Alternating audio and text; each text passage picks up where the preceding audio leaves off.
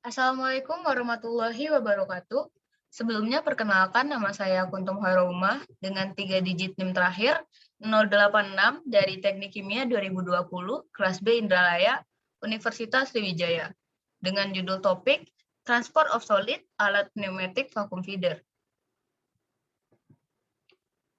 Setiap industri pasti memiliki material-material berwujud solid dan semuanya pasti tidak berbentuk bongkahan atau batuan. Ada yang berbentuk powder atau bubuk dan juga granular atau butiran. Untuk itu, ada sebuah alat khusus untuk mentransport material solid berbentuk powder dan juga granular, yaitu pneumatic vacuum feeder. Pneumatic vacuum feeder adalah mesin vakum pengumpanan dengan menggunakan pompa vakum pneumatik sebagai sumber vakum. Bahan pengumpanan vakum ini dapat diumpankan langsung dari dalam wadah ke dalam mixer, reaktor, hopper, dan juga proses unit lainnya, atau juga ke storage unit. Pneumatic vacuum feeder ini menggunakan bantuan aliran udara bertekanan untuk memindahkan materialnya. Adapun fungsi dari alat ini, yaitu untuk memindahkan material solid berbentuk bubuk atau granular dari suatu wadah ke proses selanjutnya menggunakan udara bertekanan melalui aliran pipa. Sedangkan peranan alatnya, yang pertama cocok untuk bahan kristal dan bahan rapuh, karena pengumpanan tidak menghancurkan bentuk struktural produksi bubuk. Yang kedua, efektif mengurangi kontaminasi feed dari debu atau zat-zat pengotor lainnya, karena pada alat pneumatic vacuum feeder, material akan melalui proses filter di mana udara dan material yang masuk akan dipisahkan, sehingga debu dan zat pengotor lainnya dapat dipisahkan dari material. Dan yang ketiga, material memastikan bahwa produksi memenuhi persyaratan GMP. Persyaratan GMP sendiri adalah peraturan sistem mutu pemerintah Amerika Serikat, di mana di Indonesia GMP dikenal dengan istilah cara produksi makanan yang baik atau CPMB yang diwujudkan dalam peraturan pemerintah. Berikut adalah contoh material yang dapat ditransport dengan pneumatic vacuum feeder. Yang pertama, obat-obatan, yaitu bahan mentah, serbuk, bahan butiran, bahan campuran, tablet, pil selapis, dan kapsul. Pada makanan, bahan aditif, bahan baku, permen, tepung, coklat bubuk, monosodium glutamat, dan kristal. Pada industri kimia, bubuk karbon, bubuk logam, pewarna, dan pigmen. Sedangkan pada pertanian, transportasi bahan curah seperti bibit tanaman dan pupuk urea.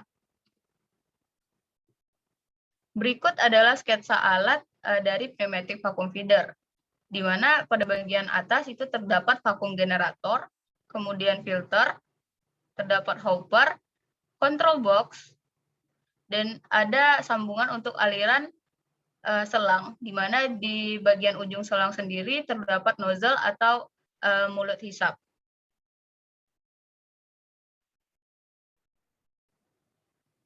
Adapun untuk prinsip kerja dari pneumatic vacuum feeder sendiri dapat dilihat pada video ini.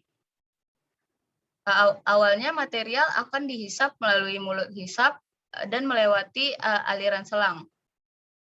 Hal ini dapat terjadi karena generator vakum akan menghasilkan tekanan negatif pada formasi aliran udara vakum, sehingga material akan terhisap ke dalam alat melalui nozzle dan melewati selang. Material yang masuk itu akan dipisahkan melalui filter antara material dan udaranya, kemudian diteruskan ke dalam hopper. Selanjutnya, waktu pengumpanan sendiri akan ditentukan oleh pengontrol atau control box yang memotong sumber udara dan memberhentikan vakum generator.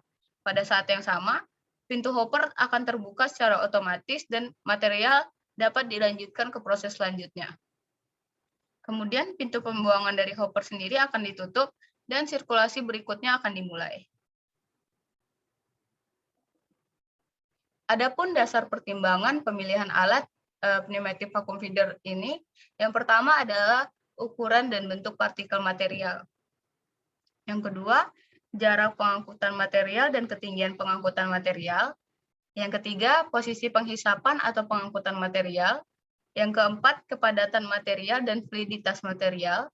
Yang kelima, suhu material, sensitivitas material, dan kompatibilitas material. Yang keenam, memenuhi prinsip ekonomi dan kepraktisan. Dan yang terakhir, konsumsi energi dan mudah terbakar atau meledaknya material.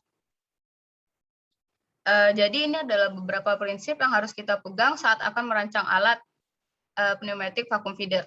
Yang pertama, mengetahui kecepatan perpindahan dan laju alir volume dari udara. Yang kedua, laju alir massa dari materialnya dan solid loading ratio atau perbandingan laju alir massa material dengan laju alir massa udara. Yang ketiga, diameter pipa. Yang keempat, tekanan udara yang turun. Yang kelima, kondisi saat melewati pipa. Dan yang keenam adalah pemilihan penggerak udaranya. Berikut adalah contoh soal. Seseorang ingin memindahkan serbuk logam menggunakan pneumatic vacuum feeder dengan beberapa data yang diketahui sebagai berikut. Berdasarkan buku Bulk Solid Handling, C.R. Woodcock dan J.S. Mason, didapat rumus seperti berikut.